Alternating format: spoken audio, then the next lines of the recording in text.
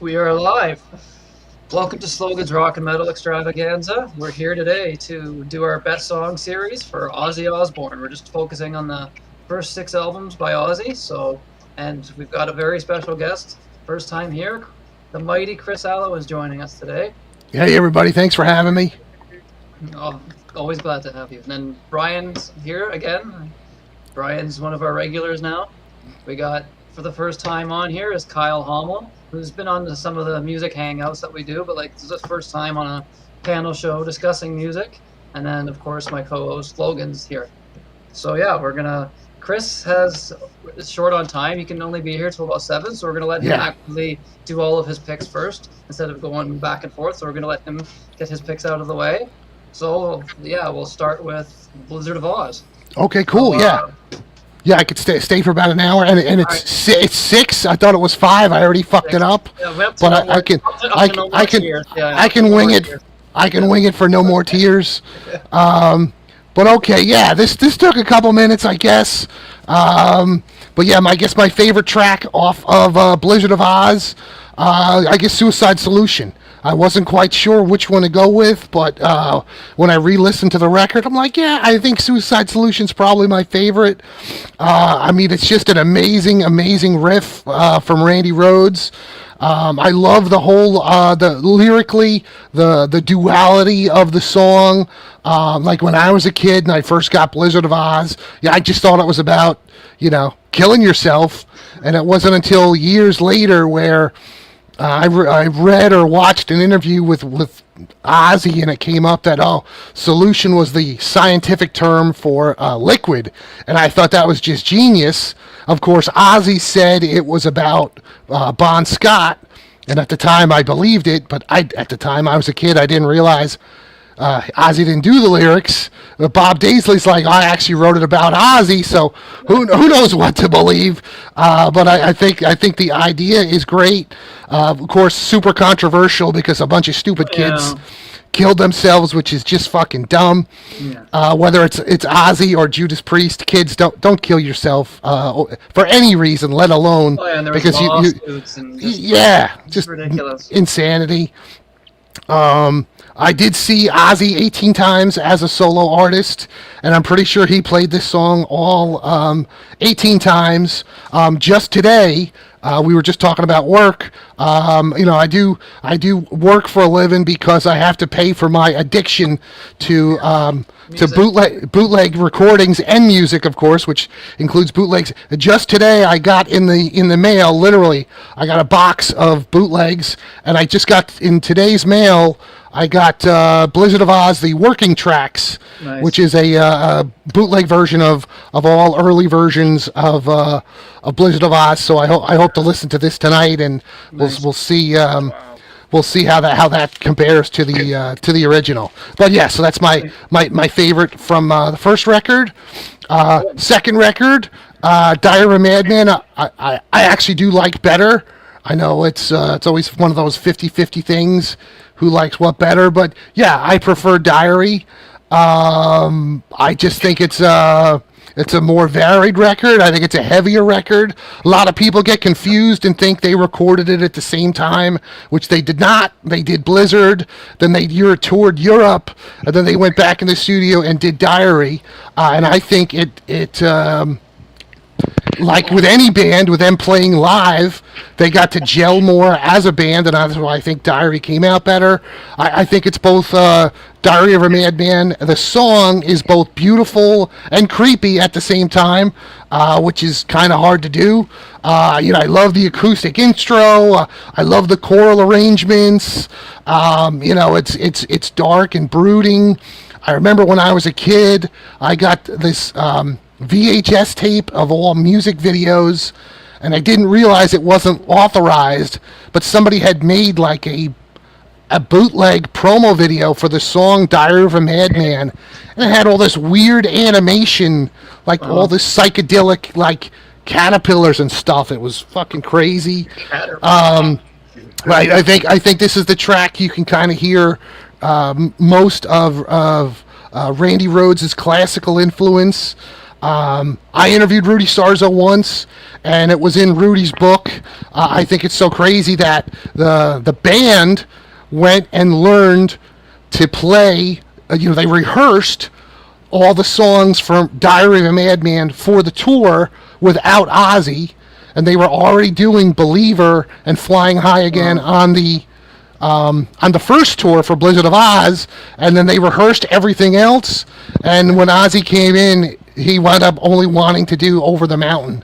So Diary of a Madman, unbelievably, was never done back then. It was actually played live only 7 times in Ozzy's history, and all 7 times was on the 2000 Ozfest. And I interviewed Brian Tishy, who's been in a billion bands, and I don't even remember why I interviewed him, what band he was promoting at the time, but I brought that up, and he was like, because I saw the Ozfest, I saw them all, but in 2000 it was in New Jersey, and I remember being in the audience and just being like, holy shit, and they played all of Diary of a Madman, and he was like, oh my God, you saw that? He goes, that was the craziest thing. He goes, Ozzy said he wanted to do it, we did it at just a handful of gigs, and then stopped doing it. And apparently Ozzy never did it again. So I was very lucky to see it one time live. And that's I love that song. All right, cool. I think could be my favorite Ozzy song ever. I said it was the other day on Sea of Tranquility. Yep. So I'm going to stick with it. Waiting for Darkness. Again, it's dark and creepy. I think it's one of Ozzy's best vocal performances. There we go. I think his vocals really carry the song. I wish the keyboards were a little less prominent, but I love it. I love Jake E. Lee's guitar work on it. The Bark at the Moon was the first Ozzy solo record that I ever bought in 1984. And I really dig that record. And I just got this in the mail today. This is Ozzy Osbourne, Bark at the Moon, the UK rough mixes. Wow. I just got this in the mail today, so I'm curious to hear how this sounds. I hope that maybe the keyboards are a little less prominent. And this was one was never performed live, which is a shame. I think it's a killer track. Record number 3, Ultimate Sin, which I got when it was brand new. This was the first record that I guess I was 14. I got it when it was brand new, and I'd only heard Shot in the Dark, and I remember putting the cassette in and just being blown away by the opening track, just the heavy drum and guitar intro. I think it's by far the heaviest song on that record, and I would say, one of Ozzy's heaviest solo songs, period. I looked it up. According to Setlist FM, it was played only 37 times. My first ever concert ever was Ozzy on the Ultimate Sin tour on September 21st, 1986. I was completely freaked out because it was a near riot getting into the show. But once I swore I would never go to a concert again. But once I got into the show, it was unfucking believable. It was truly a life-changing experience, and my mind was blown, and I've been to close to 2,000 concerts since then around the world, and I was just blown away. Unfortunately, though, as great as that concert was, Ozzy did not do this song, The Ultimate Sin, that night. He only did it. He only did it a handful of times on the Ultimate Sin tour, and then a couple other random times over the years. But I still love that song, and it was performed, thankfully, at the Back to the Beginning show a couple weeks ago. Next up, so what is this? Number 5. This is when Ozzy and I started to get a little weird, because I did get this record when it was brand new, which was No Rest for the Wicked. A lot of people dig it. I gotta be honest, this was the first of 5 where I was like, Oh yeah, it just didn't. It just didn't hit it for me as a record. I absolutely hated the first two singles of Miracle Man and Crazy Babies. I thought they were jokey and like silly. I did like the only my favorite song on the record, which wound up being the third single, was "Breaking All the Rules." Okay. I thought the video, Ozzy looked. I think it was his worst look ever. I think he looks worse in this video than he did in The Ultimate Sin. I mean, at least his natural hair color was back. But I think to shave his head was a better look because it makes him look so fucking creepy. He looks so weird. But I think the song is great. I think it's got a great hook in it. Zach is not my favorite Ozzy guitarist by any means, but I like this track. This was my 50th concert.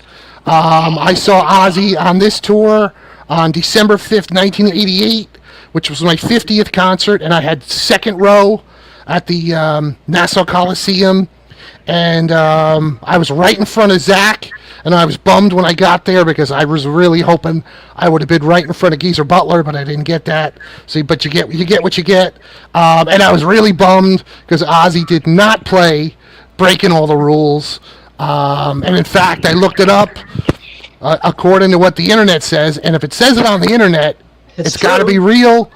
Breaking All the Rules has never been played live. Which is crazy, but I think on the tour it would have been. Yeah. Well, you know what's funny about that? On the video, it's a live video. On the music video. Right. So.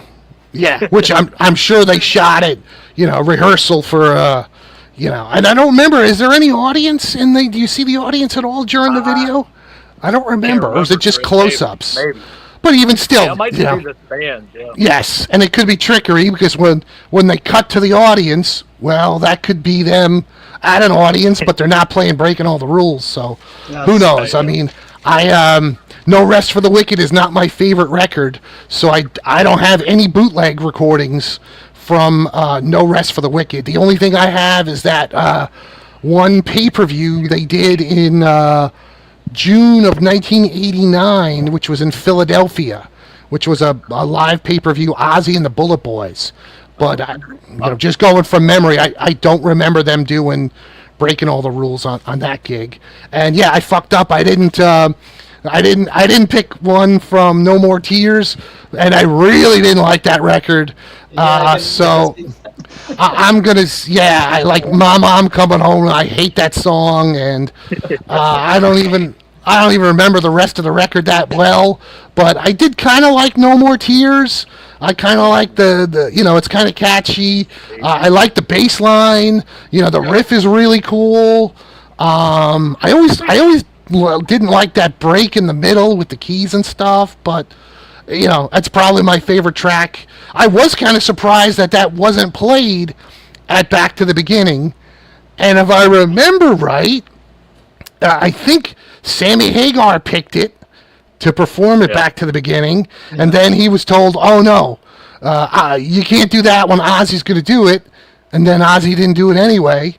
So then, of course, Sammy picked Flying High again and just fucked it up anyway. So yeah, that's the wrong voice for Ozzy. Sammy Hagar doing Ozzy is just weird. Right. Even with the lyrics on the teleprompter, he still couldn't get the song right. So who knows? But those would be my picks. All right. Yeah. No, so like Chris, I said, that's. Yep. Go ahead. Good.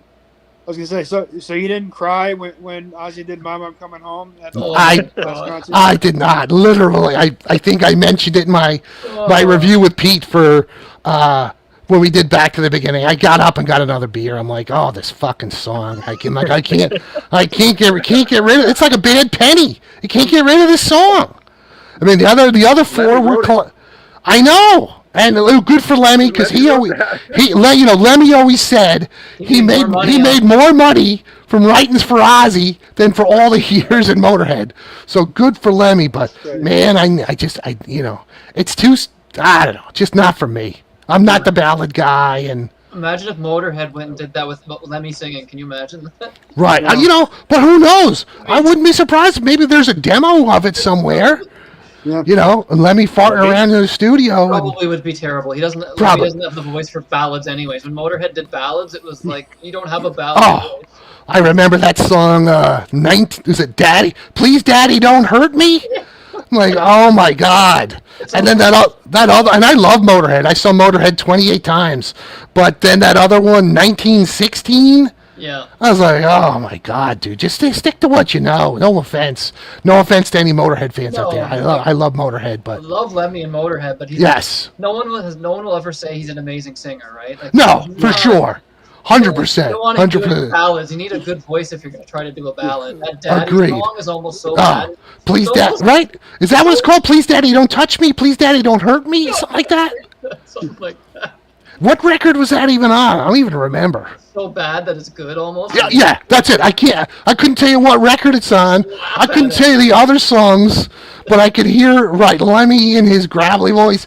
Please, Daddy, don't touch me. Like, oh my God. So yeah. Oh, boy. That's awesome. All right, so we'll go to Kyle next. So what are you picking for Blizzard?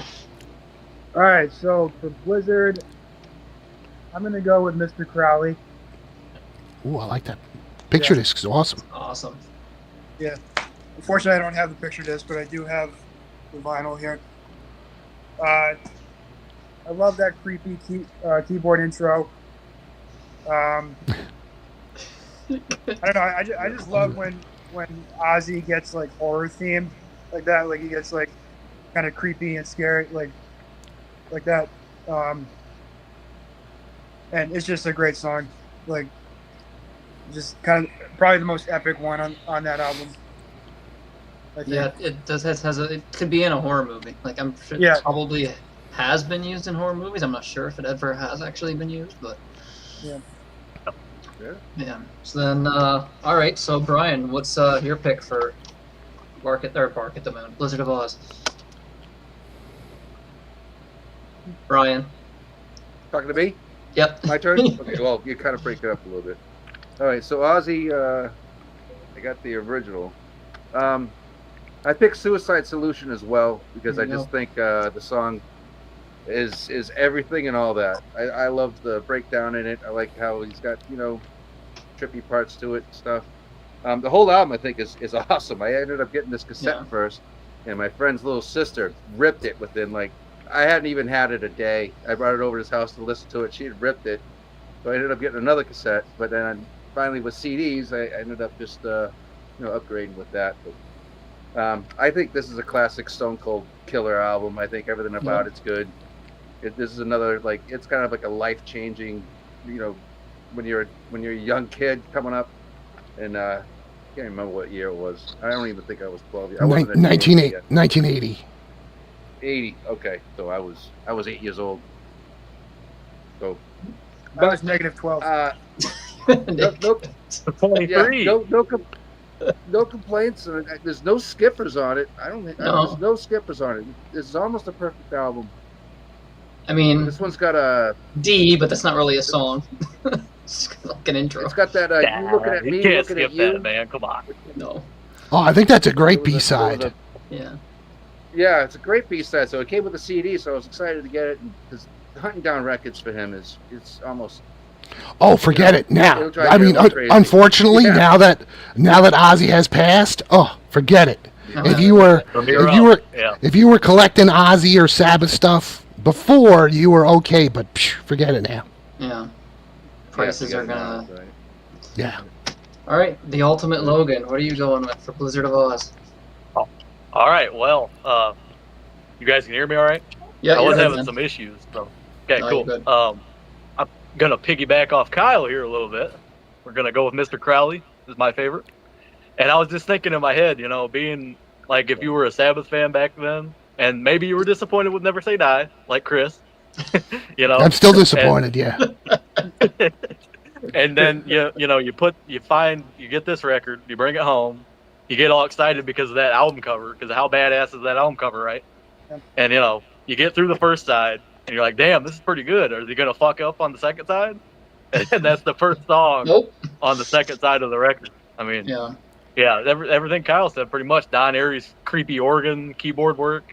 Love Randy's solos on this song. And I think one of the guys on the Hudson Valley Squares episode said last week that it kind of has like Sabbath qualities to it, which I kind of agree with. Kind of has like the sing-along kind of riff, like from War Pigs, kind of a little bit, like that Ozzy would do. But yeah, I actually like Randy's first solo kind of better than the second. And I know a lot of people probably think it the other way around, but he goes like crazy. So yeah, I guess that's my pick, Mr. Crowley. Creepy, dark, eerie, everything you love about Ozzy Osbourne, you know? Yeah. it is definitely the one song that you could almost fool someone if that doesn't really know that into believing that it's Sabbath. It does have a very Sabbath vibe to it. Yeah. I mean, it's only 1 year later, so it's not like it's that surprising that there was still something that could have been a Sabbath song. So, awesome. I went with the drummer for Uriah Heep played on. Yeah, there you go. Yeah, true. And so I don't know what to pick, so that's my pick. So I went with I don't know. Then he's getting literal. Yeah, I'm getting literal. Oh, I just like the changes in it. Like, it takes a while to get to the solo, but when it gets to that solo, I love how he just says go, go, go, and then just it takes off, and Randy goes nuts on that solo. And I even like the soft part where it gets quiet, and then it just goes back to the main riff. I don't know, I've just always liked that song. It's a fun song. It's probably the first Ozzy song I heard after Crazy Train. Or maybe Bark at the Moon, but yeah, like it was just a song I've heard so many times, and really love I Don't Know. So that's it was hard to not pick Mr. Crowley, or even like you could have picked Crazy anything off of this. I think it's a classic album, so there's really no wrong choices for this. So it's a classic. Not to interrupt, but I Don't Know was actually the first one that I heard. It was Bell Bottom. Because it was the first one that I heard too, because my cousin gave us a bunch of his old CDs that he wasn't listening to anymore. Yeah. And Ozzy live at Budokan was one of them. So that was my first Ozzy CD that I ever heard. So first song is I Don't Know. So. Cool. But of course, it was like 20 years later. Yeah. Well, yeah. It's same. The best album cover ever, right? Look at that. Yeah. It's kind of it's a weird one. I was just talking about the video last night. I took my wife to Daryl's house for Daryl Hall's restaurant, and we went for a Black Sabbath tribute show. And I don't know how it came up. We were driving home, and we have a friend who always used to play one of the Ozzy DVDs, and I think it was Live at Budokan. And I said how it was the worst shit because they shot it 2 nights in a row. But when they shot it, they had Ozzy. They didn't tell Ozzy to wear the same clothes and look the same. So I don't know, Brian, if you remember the DVD, maybe it's a different one, but I thought it was that one. So like you're watching the song I Don't Know, and all of a sudden Ozzy's like hair is down, and in the middle of the song there's an edit, and now his hair is in a ponytail. And then it cuts back and his hair's back down. And his shirt changes. It's like, what the fuck? That. It's the one, and maybe I'm wrong. Maybe it's not Ozzy live at Budokan. Put it in the comments if you guys. Maybe it was live and loud. See, I don't think it's live and loud because. But it's short hair. He's got short hair in that. Yeah, that's true. But I remember watching that one because he does the Sabbath gig at the end with the reunion. So. Because I remember like. But maybe it is. I'm getting old. I can't remember. Yeah, I just know that like in that era, like the No More Tears era, that's when he was doing the ponytail. The ponytail thing. Okay. So maybe it's another disc. But I do remember that being like, why did nobody fucking tell him? Get him 2 outfits, and if you're putting your hair in a ponytail, just do it both nights. Yeah. Yeah, crazy. I didn't mean to interrupt, but. No. I actually do have a somewhat quick funny story about that Live and Loud. Actually, I do have that. My dad used to take me to like thrift stores and stuff just to find cheap CDs. Sometimes if we could find anything, and Live and Loud was there. At the time, I had no clue what it was. Like, oh, this is cool. It looks like a speaker, and I was like, okay, cool, grab that. It was like $1. So we get up there to the register, and the guy is like, "You didn't find this here." So my dad's like, so we can just take it then? So you thought I brought this with me into your store to pay for it? I think the guy just probably wanted it. He's like, oh, you didn't find this here. I can't sell this to you. So my dad's like, so I can just take it then? And the guy's like, oh, okay, fine. You sold it to us for the dollar price that was on it. It's like, dude, it's in your store. Wow. You think I brought it in here to pay for it? Like, it's just, it was really That's funny. It was like, what the hell? This is very strange, but yeah. So yeah, that was my little story on that. So Kyle's next, right? For Diary. Oh yeah. So next, my favorite is the title track. Oh. Pretty much everything I said about Mr. Crowley. It's dark, creepy, it's epic. Kind of like what Chris was saying about the choral arrangement. You know, I love that. Pretty much, I echo everything Chris said about that. Actually. Yeah. All right, 2 for Diary. Yeah. Brian. Ryan. I think he's delayed. Yep. I think he's got a delay. I bought the remix versions of all the Ozzy CDs that were coming out. Yeah, I got them too. Like every other month or something. I'm glad I got these. These sound fantastic. I'm picking Diary of a Madman just like Chris did, and I'm picking it for the same exact reason why he said. But yeah, it's probably my favorite Ozzy album too. Nice. But I got that record as well. But I think the whole thing is magnificent. I think it's a perfect album. There's no skippers. The production, I think, is great on it. The flow on it is good. Even when I was listening to it with my girlfriend, she's not big in the Ozzy or metal at all, right? And she liked this when I put it on because I got it for Christmas, and she liked it. She stayed for the whole album, so I was surprised about that. So that's a keeper. Nice. But yeah, Diary of a Madman, just like what Chris said, just everything about it. It's even got a little bit of prog element to it. It really is For sure. one of the most dynamic songs I think that he's ever released. So got to show you this real quick. Yeah, those re-releases are stupid. Like, you can't. How are you supposed to read this? Like, I don't even bother. Like, what the? I don't even know track titles unless I look at the back of the record. You can't even look at it. It's ridiculous. That old record's on Jet, right, Kyle? Is that the one? Is that the one that's on Jet Records, or is that the? Oh yeah, that's on Jet. Yeah. They did the same thing to this one. Oh yes, yeah. It's Chris's favorite live album of all time. I mean, I do like it, but man, Brad Gillis not doing the Tony solos just drives me up a wall. He changed all the solos. I agree. Oh, that's funny. So, Logan, are you gonna make it 4 against 1 with another vote for Diary? I'm gonna make it 4 against. I'm gonna make it 4 against 1, buddy. I'm sorry. All right, I like it, but yeah. It has to. Yeah, had to be the title track. I was cutting out for a second. Am I good? No, you're good. Yes. You're good. Okay. I can't tell. It's just everybody's freezing up, man. I don't know what's going on. But pretty much everything you guys said. I like how this is the song that probably the song that Randy really wanted to co-create and like make out of both of these albums. I'd say this is the one that like would have pushed him towards what he was gonna do if he wouldn't have died, you know, because he's going towards the more classical and all that stuff. And Chris said it great because it's like haunting and beautiful at the same time. I mean, it's great stuff, man. Love all the changes, and that main riff's in like 9/8 times. So there's your little prog thing, Brian. Yeah. I love Ozzy's vocals too on it, man. Great stuff. You heard it here. Ozzy is progressive metal. It's basically Dream Theater. Dream Theater. Right? You know, all them guys are listening to that album, man. You know it. Hey, probably. I got something to say. Yep. I was in the Ozzy, but on my birthday in 1982, I was turning 10. March 19th, 1982. That's when we lost Randy. Oh wow. Yeah. So he died on my birthday. So that's just something that's been clouded over my head. I don't even celebrate my birthday. I celebrate his, celebrate Randy. Celebrate his passing.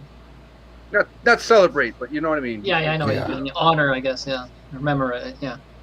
So I guess I'm the oddball. I'm going with the opening track, "Over the Mountain." I don't know, just the heavy drums of that. If that song didn't exist, then I would have went with Diary. But I love "Over the Mountain" is probably my favorite Ozzy song. So that was easy for me because that's my favorite Ozzy song in general. I just love the starting that heavy drum, those drums that just come in right off the bat, and it's probably my favorite solo by Randy. I love the solo on that song. Just a high energy, thunderous song. It actually gets played on the radio quite a bit here. But I've heard that song on the radio a few times and heard that when I was young. And I'm like, oh, who is this? It's like, oh, it's another Ozzy song. Okay, cool. And just always loved "Over the Mountain." So that's my pick, is "Over the Mountain." So now we're on to Randy. Passed away shortly after this, sadly. So then we go to "Bark at the Moon," the debut of Jake E. Lee. So Kyle, what did you go with for "Bark at the Moon"? Once again, I went with the title track. Just love the badass riff.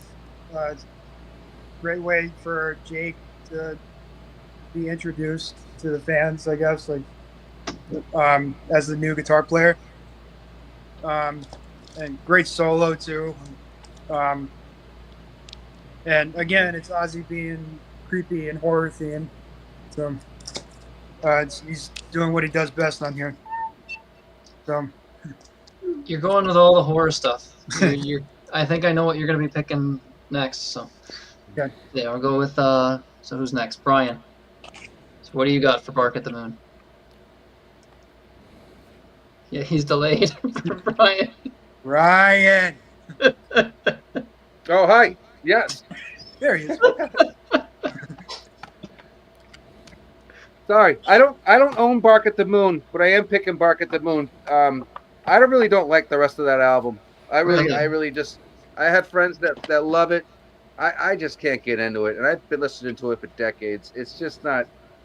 That's something that just doesn't appeal to me. But yeah, that "Bark at the Moon" song is incredible. But I don't know if I'm biased because it's Jake E. Lee. I don't know. I don't know if that's what it is. There's something about the album I don't like, because I like "Ultimate Sin" a lot, but this one I have no use for it. Is it the keyboards? Because there is lots of keyboards, right? But I don't know. It might be some of that. I love keyboards, but I don't know, man. I don't know if they're working on this album for me. Like not even like "Center of Eternity" though. There was a lot of skippers. Yeah. Can't like everything. I love "Bark at the Moon," but yeah. All right, so Logan, what are you going with? To be honest with you guys, I was going to go with the title song, but I'm going to change my mind. We're all picking the same song. Now. I want to be a little different here. Let's go "Rock and Roll Rebel." That's going to be my favorite off this one. Great riff. I like that. Tommy Aldridge on drums on this one, right?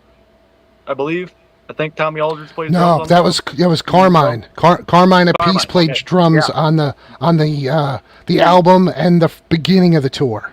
Right. Tommy finished off the tour, Thanks, right? Yeah.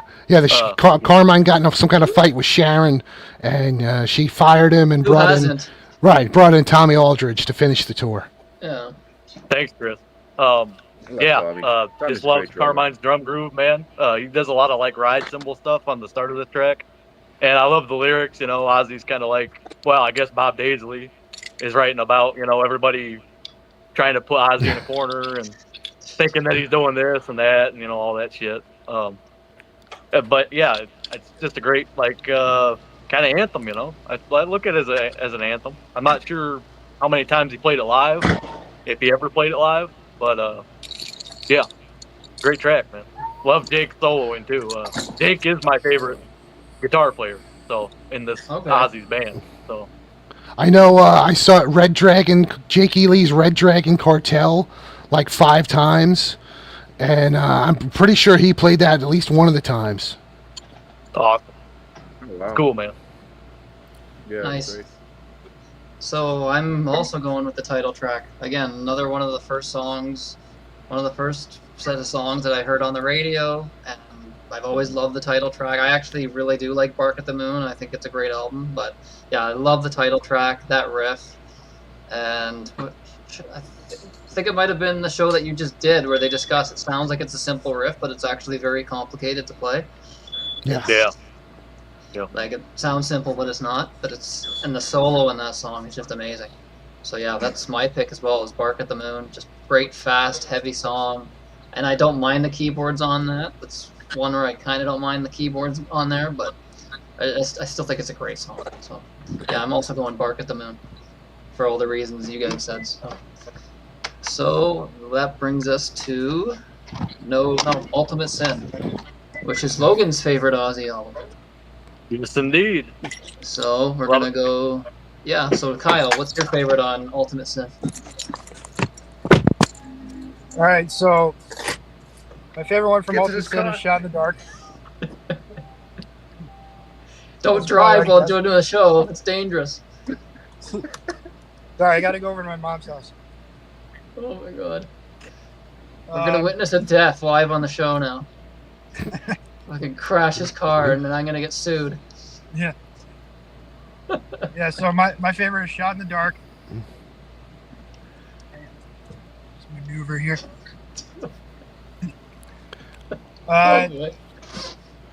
Again, I love the creepiness of it. I don't know. I think it was the first one off of Ultimate Sin I ever heard too. And I also love the video too. Got a great video, I think. Watch out for the children. Do not hit the children. Can't believe you're driving, dude. Oh man. Yeah. Sorry, I'm a little distracted. All right. So Brian, what's your favorite off of Ultimate Sin? Yeah. All right. Ultimate Sin again. I bought one of the remastered. The thing sounds fantastic. I picked the Ultimate Sin as well, and I feel really cheesy because I'm picking like either the soundtracks, like the title tracks, or I'm picking the first song, and that's not right. But those are the ones that usually hit you the most. One that stands out, right? But great songs, man. Yeah, great songs. I like the Ultimate Sin. I like that Shot in the Dark. I like Thank God for the Bomb. There's a lot of stuff on it. This is kind of a moody album. I thought it was going to be more rocking, but they're very moody. And I think just for that reason, I think it's good. Don't you think this ripped off the, or what's older? No, I guess, don't you think Beetlejuice ripped this off? Tim Burton had to have seen this and used that for the Beetlejuice snake head. I never thought of it before, but sure, makes sense. And the lovely lady on the cover, she's not too bad looking either. That's a great butt. Could be Matt Pike's wife. They look the same. Matt Pike could redo this cover for his next solo album. There you go. Yeah, so Logan, what's your... I already know your favorite, but talk about it. Well, my favorite is going to be track 5, Never. So I'm not sure if that's the one you were thinking of. Okay. Okay, cool. I thought it was going to be Killer of Giants because I know you were going on about that before. So I thought that was going to be yours. But... Oh, man. Yeah. Yeah, I love Killer of Giants, too. This is really hard to me to pick a favorite because every single song's killer. So, you guys still hear me? Yep, you're good, man. Yeah. Cutting out. Yep. All right. No, you're good. It's cutting out on mine. It must not be cutting out on your guys. No, I'll tell you. But I went with Never. So it's kind of like the I Don't Know it has like an I Don't Know riff kind of to it. It's just kind of inverted from that, which I thought was pretty cool. And it kind of has like 2 choruses, I thought, because they have the over and over part, and then he sings the It's Never Too Late to Cry and all that kind of thing. It's kind of a darker theme song too, especially after Ozzy just passing, kind of has that darker feel to it. But I love, Sidney was talking about, and I Don't Know, Ozzy does like the go, go, go part. And this one, before Jake starts soloing, he goes like, oh, God. I love it, man.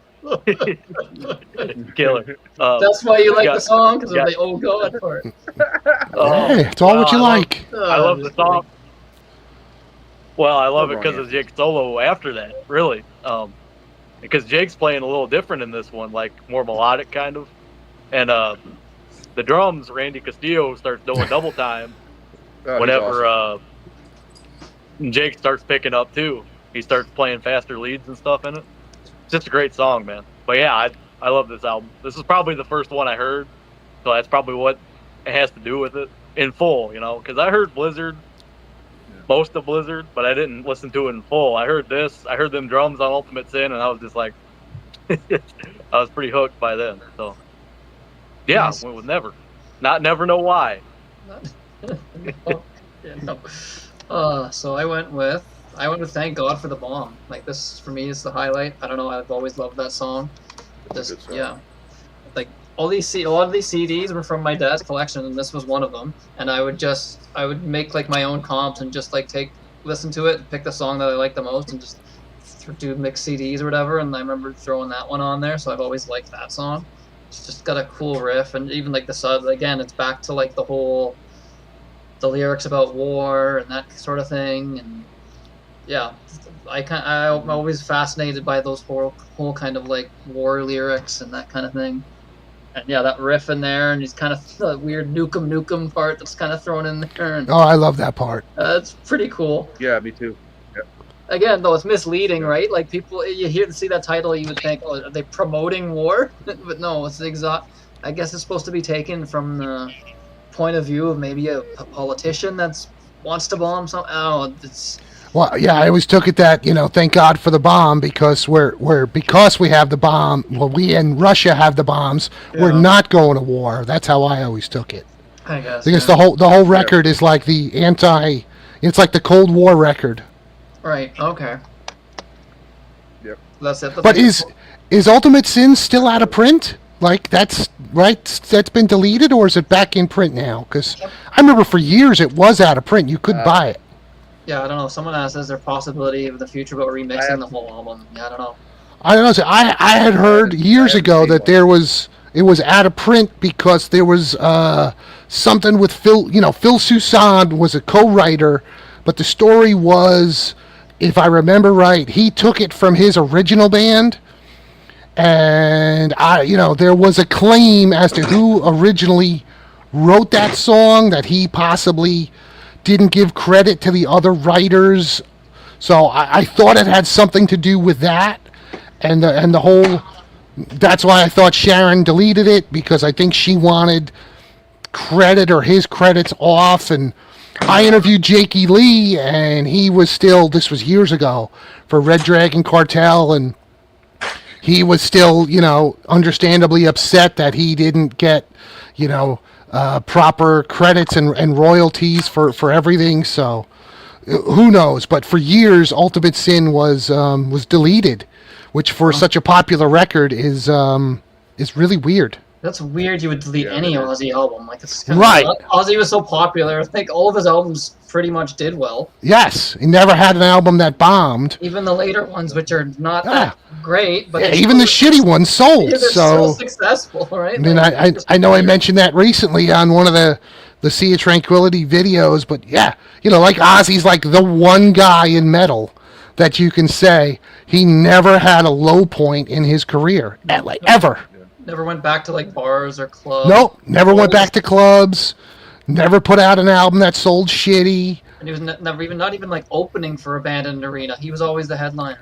Yes, absolutely. I mean, other than in Europe, right, when Blizzard of Oz first came out. Yeah, maybe at the beginning. In the very beginning, but just in Europe, right? I think they opened for like Saxon, and maybe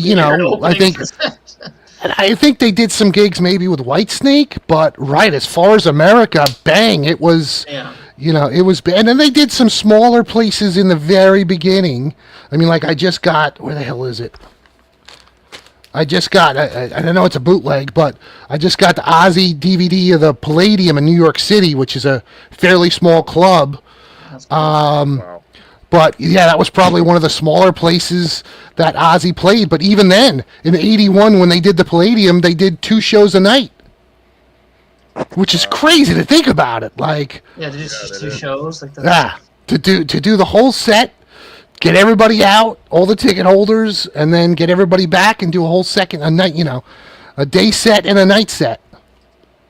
Well, maybe Nuno was watching because he did that whole entire Back to the Beginning show. And he crushed it. I mean, it was amazing. Just crazy. He performed how long was that? Like 8, 9 hours? No, it was longer, wasn't it? How long was that whole entire thing? Well, the whole show was it was 10 hours. And he played every song, didn't he? He was. I haven't gone back to watch it yet, but. He did a couple songs, but he nailed them. Yeah, he was in super group A or B, I can't remember. But yeah, he did great. And now Extreme is actually doing an Ozzy medley. They're doing I think it's like I don't know, Crazy Train and something else. So they're doing abbreviated versions. I'm not an Extreme fan, but I watched it on YouTube the other day, and I'm like, yeah, Nuno Bettencourt kills it. He's a good guitar player. He's a great guitar player. Yeah, I think people sadly only know them for More Than Words, and yes, I mean, I was never a fan. I saw Extreme once and was not impressed. Never had any of their records. It was not my kind of band. But I was very impressed with him at Back to the Beginning for sure. Come on, Gary Cherone is your favorite Van Halen singer. Hey, I did see them though. Really? I saw Gary Cherone fronting Van Halen at Madison Square Garden. He was good live. It's just... his vocals were not bad, but he did like all these. He did the weird dancing. The weird dancing. It was like, dude. It's like you were trying to be David Lee Roth or something. That was bad. Yeah, that was bad. Like, his hair was super short and bright blonde, and he was doing all these like ballet kicks. It was I've seen footage of that. I'm just like, what the hell is he doing? It was like him and Twinkle Toes from Iron Maiden could have a ballet off. It was bad. Yeah. But vocally, he sounded pretty good. So. Yeah. Oh my God, that's funny. So then we're Gary in Boston. Yeah. So now we're on. Okay, so now we're on No Rest for the Wicked. So, So Kyle, what are you going with? So I'm going with Bloodbath in Paradise for this one. It's funny when I was thinking about this recently when I first heard it.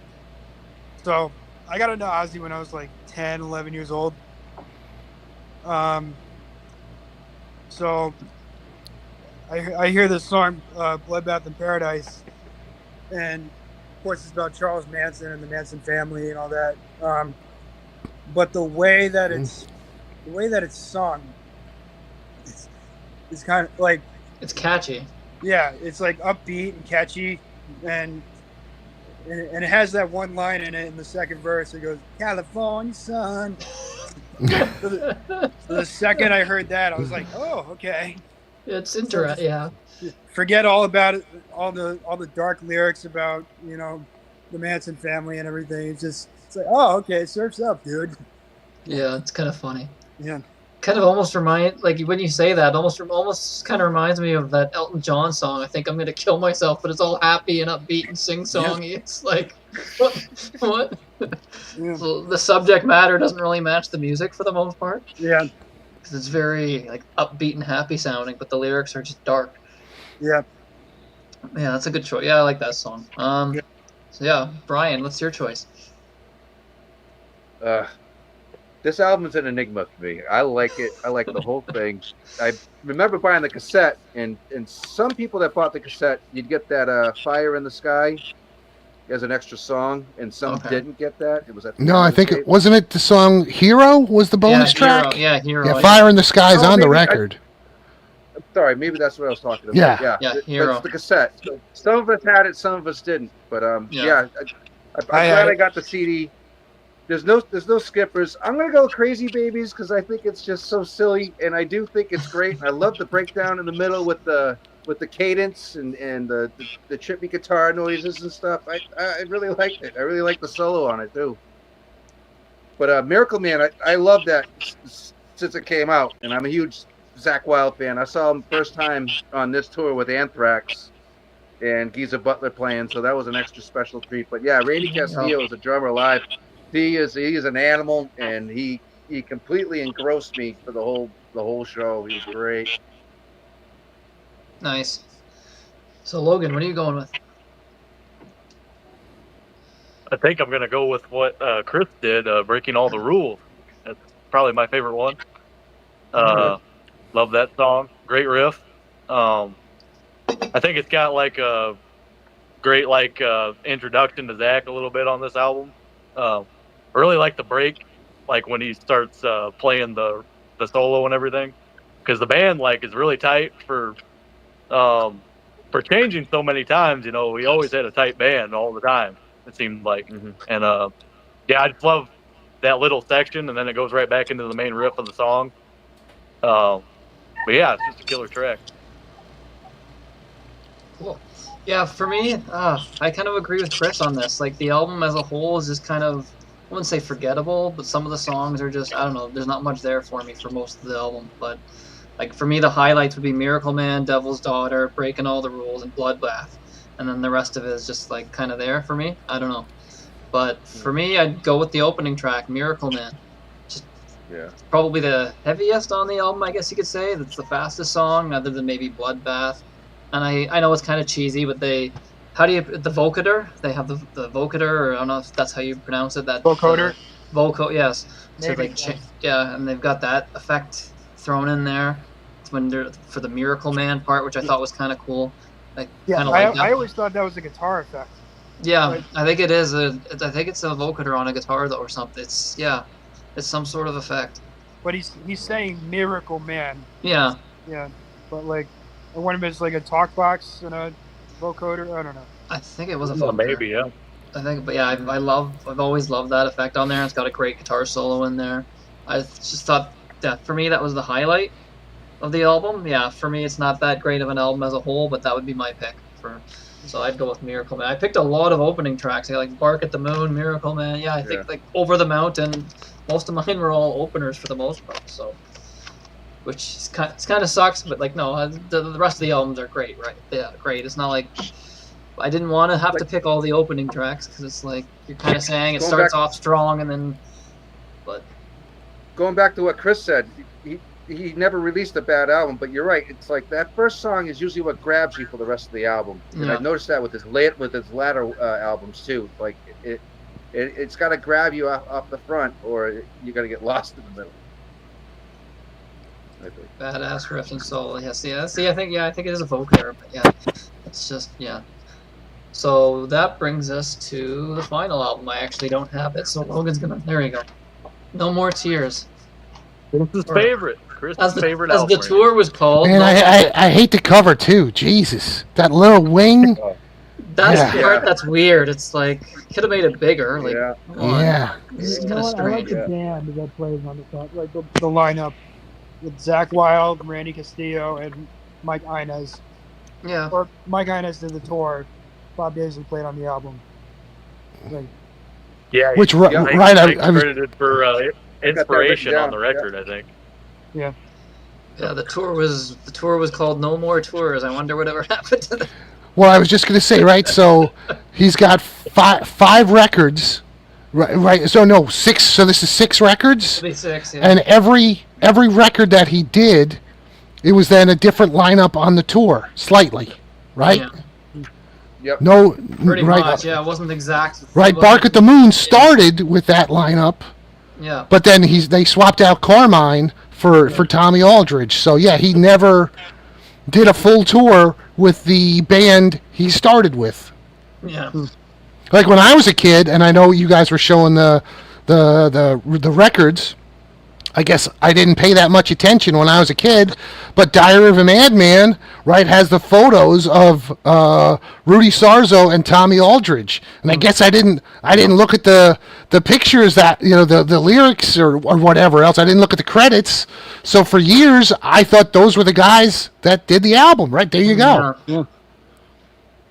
Which really was shitty that she did that. Kind of strange. It's like these are the touring guys. Like that. This is a newer press, so it's like you think they change it, right? And I know we've already discussed the first 2 records, but nobody mentioned, which I do have in my collection just as a collector, but nobody mentioned the re-records where it was Robert Trujillo and who did he have? And Mike Borden re-recorded the bass and drum tracks. Why? Better to not talk about it, right? I mean, they're terrible, but as a collector, I had to have them. Oh. Yeah. Yes. What's the point? Like, it's a classic album. Why go in and re-record it? And it's because Lee and Lee and Bob Daisy, right, had a lawsuit against them, and so that was her way, I guess, of going around it. But then there was a huge uproar, so then those two records were pulled out of print, and the originals were put back. Wow.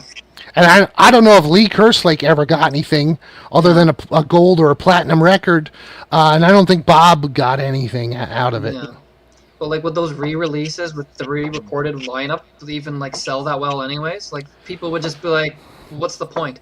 But so many collectors' points. But yes, but like as a mass sales product. It's but listen, the other thing is, I always say this, whether it's music or movies. Okay, the people on this channel and the people watching this channel would know. Yeah. But like one of my best friends saw. Those two records were just in a record store, and they was on sale because they were cheap, and he bought them.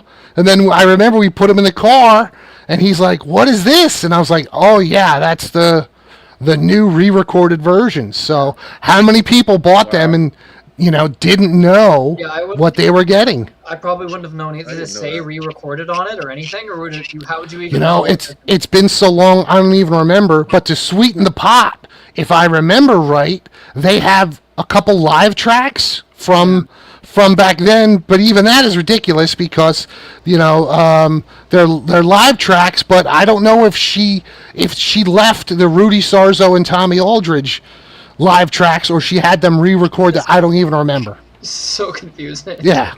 Wow. It's bad when you're like the biggest Sabbath fan and you don't even know. Well, in my defense, I'm a huge Sabbath fan, but Ozzy is a different entity, so I don't know nearly as much about Ozzy as a solo artist as I do with Sabbath. And listen, I study Sabbath every day, and I only do that with Sabbath. I don't do it with Ozzy. You got your no drinking rule, right, for Sabbath? 100%. Sabbath I saw 42 times, and only one time did I ever drink at a Sabbath show. Wow. Yeah. We're on what? No More Tears, right? So we gotta go to Chris. If you needed to go, just say. No. I mean, you guys are going pretty quick. I could stay another couple minutes. That's cool. All right, cool. Kyle, what do you got for No More Tears? I'm gonna pick the title track. Okay. So I was kind of saying this in our group chat. So me, Sidney, and Logan have our Facebook group chat, and I was saying this not too long ago. How in the 80s you had like the tongue-in-cheek horror themed stuff like Bark at the Moon and Mr. Crowley, but now with No More Tears you got like the real shit, like the real dark stuff that actually happens. And it's a song about a sex offender, pretty much, or a murderer, whatever it is. But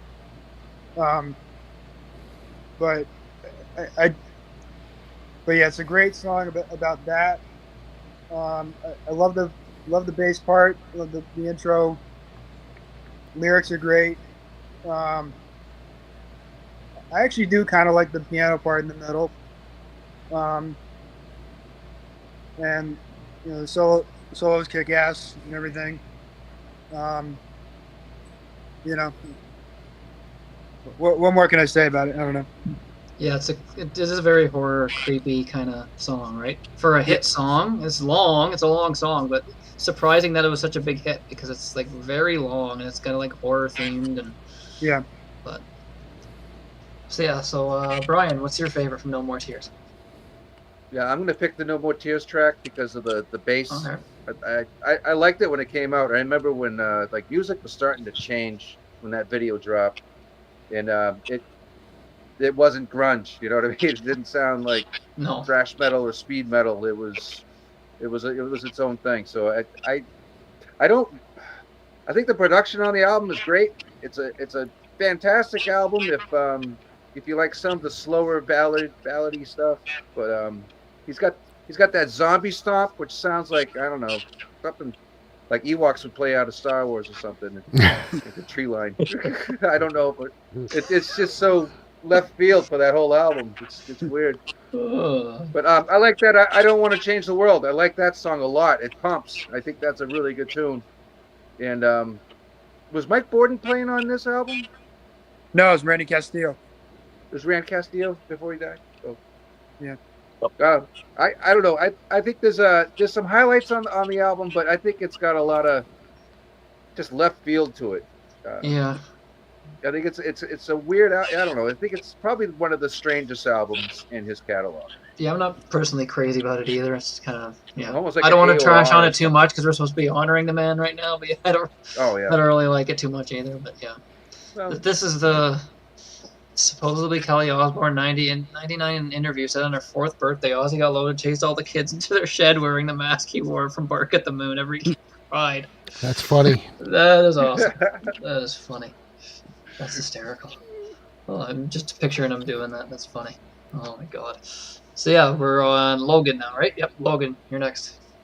I'm gonna go with the title track too, No More Tears. And I think I like this album more than anybody here does. So probably. Yeah, I like it a lot too. There you go. Yeah, it's just one of them, I grew up on probably this and Blizzard and Ultimate Sin, kind of oddly enough. They're all like outside of from each other, it's like each different section of this. Yeah. Yeah. But yeah, everything pretty much Kyle said, Brian said, love that bass riff. Which I guess they were like jamming on that, and that's how the song came about. And yes, I heard that. Kyle, yeah, just like Kyle said, it's got a great theme to it, about a serial killer or murderer or something. And I love that last verse, the way he delivers it. It's just something about that last verse. It's just like really creepy and eerie. Yeah, I love it. Lips but yeah, so I love cold, the I don't know what else to say. Yeah, I love the changes too in it. I like the slow part. Don't beat me up, Chris. That's it. Listen, I always say, you gotta like what you like. 100%. Yep. True. Yep. And the I always tried to figure out where they got that audio clip from, the hand in the bush part. Oh, I never could find. Is he saying that? Okay. I thought it was like from a movie because the way they have it sounded, It sounds like I always thought it was from an old movie or like an old record, but I don't know. Yeah, I just love that build up to the solo and everything. Killer. Yeah. But yeah, great song, man. Yeah, so I went with something else that was horror themed, and it was actually technically not really. Another version of it was in a horror movie. My pick is Hellraiser. So I first heard the Motorhead version. It's been a while since I've seen the movie. It was from the third Hellraiser movie, and it was played during one of the scenes, and then it's played in the post credits. The whole thing plays during the post credits. I remember, and at the time I was just kind of still getting into music in general, and I heard that, and I'm like, oh, this is a really cool song. I'm like, who is this? And I looked up, okay, it's Motorhead. And then I kind of looked more up into the song, and then realized that Motorhead and Ozzy both had their own versions of it, and I believe there was both at the same time. They were both releasing albums at the same time. Lemmy, again, wrote it for Ozzy, and then I guess he recorded it himself as well. But I actually prefer, after going and looking it up and hearing the Ozzy version, I find it far more superior. I find it suits his voice a lot more. I think the solo was better on the Ozzy version as well. It's just like this really weird, dark, creepy, atmospheric song too, and it's like perfect for that movie. Like it was made to be the theme song for that movie, even if it's the Motorhead version. But it's not much a difference of a song aside from like the solo when it's Ozzy instead of Lemmy. But like the whole feel of the song is still sort of the same. But yeah, after seeing that movie, found out the original, and then went and heard the Ozzy one, and just thought it was even better. So I don't even go back and listen to the Motorhead one anymore, even though that's the one from the movie. But that's what made me hear about the song in the first place. But yeah, I'll always go back to the Ozzy one. I just think that's if I were to even do like a top like 10, 20 Ozzy songs, I might even throw that in there. But yeah, for me, I don't know. I love the horror sound of it. Yep. I've never bought it. I'm not the Ozzy guy, but I've heard on Sirius XM on Ozzy's Boneyard, there's some anniversary version where they have Ozzy and both of them sing. I don't know what album that's on, but I was like, I thought that was pretty cool. I think I've heard that. Yeah, I have heard it where they're like kind of like trading off on the vocals. Yes, it must be I guess, a No More Tears re-release. I don't know if they went. They must have obviously would have. I don't know if they went and re-recorded it or if it's just remixed and edited Right. and make it seem yeah, like no idea. Singing, or if they actually went into a studio and re-recorded it themselves. I'm not sure. Yeah. But I just always thought that was a great. I love horror movies, so it has that horror vibe to it. So. Oh, for sure. Hellraiser 3, if I'm not mistaken, had a couple other metal bands. Didn't they have Armored Saint? There's Armored Saint was in the movie. Somebody else too, wasn't there? I can't remember. Right? Triumph had a song in there. Okay. Troublemaker, yeah. Triumph had a song in there. There was a few other. Triumph did. It was all rock bands, yeah. Yeah. It was all metal and rock. I think Armored Saint was actually in the movie. I believe. I think you're right. Yeah. There was like a scene where they just played. They go to like a rock club or something. Yeah. A very random band to be in a movie. Yeah, for sure. They weren't like a really big band. I don't know how the hell they landed that. Yeah. But yeah, for me, that's my pick. So yeah, that's all of our picks. So Chris, what do you want to plug anything? What do you got going on? I'm over at Sea of Tranquility on YouTube. I'm there whenever I can. I do 3 shows: Hudson Valley Squares. I do the Monsters Den and the Sabbath Stones, which is my personal favorite of the 3. And so, yeah, if anybody likes this kind of stuff, come over there when you can and check us out, especially the Sabbath Stones if you like Ozzy and Sabbath-related stories. We're working on another episode now. Hopefully we'll shoot that next week. Sweet. I don't even think you need to. Most of the people in our thing are all Sea of Tranquility folks anyways. Oh, I think awesome. they all know. Thank you. They all know. They're all tuning in here now because you're here, Chris. Very cool. Thank you. Well, thanks everybody for watching. Oh, yeah. It was great to have you here. Thank you. Yeah, thanks for having me. Especially with you being all sick. Sounds like it's getting better. Yeah, I'm trying. You know, it's just it won't let me go. But like I said, at least I sound better today than I did on Monday, which I sounded really bad. You're whispering almost. Yeah. It was terrible. But yeah, you can understand what you were saying. That's all. Yeah.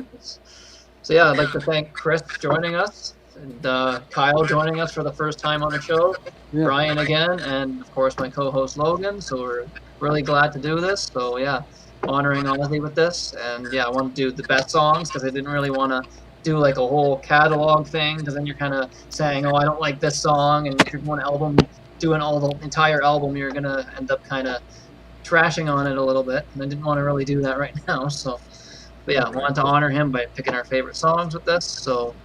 Rest in peace, Ozzy. It still feels weird that Ozzy's not alive anymore because it's like, I think the sad part is kind of over, and now it's just like a weird feeling. It's just like we've been alive, he's been around as long as we have, and it just seemed like a person that was never gonna die. You just thought, like, oh, Ozzy will be around longer than me. And someone check on Keith Richards. No, that guy's gonna outlive us all. 200 years old, still on stage. Bless him. Yeah, people sharing all these memes, right? Like the Ozzy, he was 70. People are saying live life to the fullest because he got Ozzy made it to 76 with a life of drugs and partying. Oh. Hulk Hogan worked out every day, 71. Yeah, no, it's true.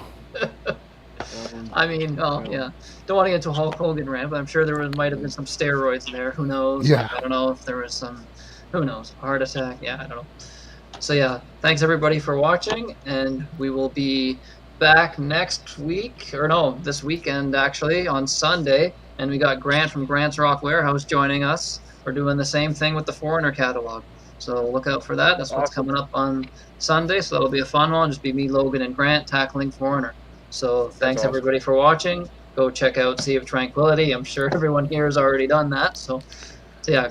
Continue watching those videos. Go look out for Chris on there when those pop up. So thanks, Chris, again for joining us. Yeah. And yeah, we'll see you guys on Sunday. Cheers. Thanks everybody for watching.